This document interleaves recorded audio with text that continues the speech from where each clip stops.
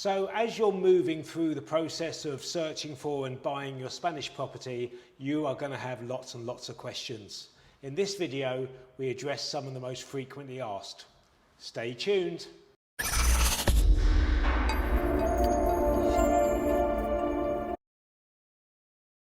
So this is a really good question, and the answer really depends on you, on your needs and your requirements.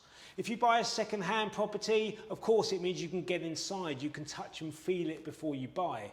You may be able to negotiate with a vendor that's keen to sell and get a really good price. And of course it means you can take ownership straight away, you won't need to wait for construction. Buying off plan, on the other hand, does mean you'll be waiting between 6 and 24 months for the keys.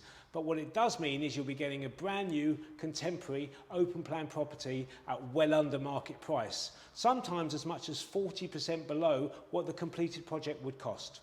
I would say that nowadays, most developers have state-of-the-art 3D technology, enabling you to do a virtual tour of the property before it's completed and get a real feel for what it's going to look like. So once you've got a sale agreed, there are some buying costs which you'll need to factor in.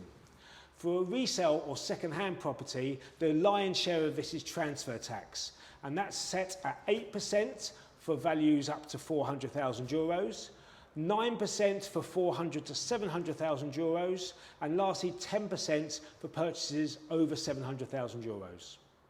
For an off-plan or a new build property, there's no transfer tax, but there is VAT set at 10%, plus stamp duty at 1.5%. There's a couple of extra ancillary costs such as legal fees, notary costs, land registry fees.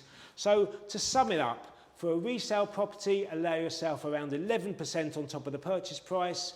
For a new build property, around 14.5% on top of the price. And you should get a few euros change.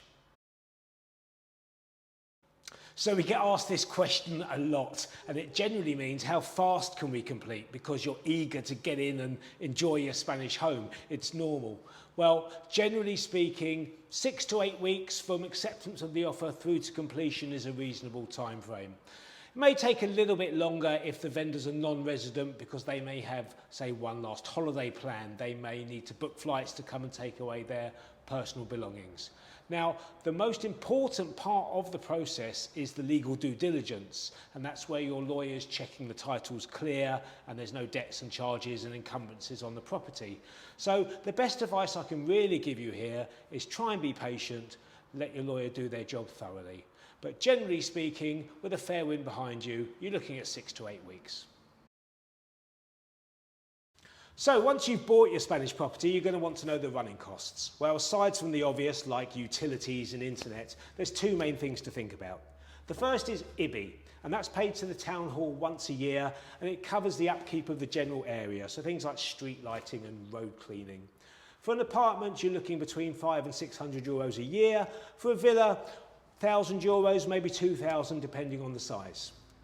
If you live in a community, you're going to have community fees to pay, and this covers the upkeep of the complex, so cleaning and maintaining of the swimming pool, maintenance of the lifts, cleaning of the communal areas. I mean, clearly a community with ornate fountains, security guards, 4 or 5 swimming pools is going to cost a lot more than a more modest community. But as a rule of thumb, for an apartment, you could look anywhere between about 80 and maybe 250 euros a month.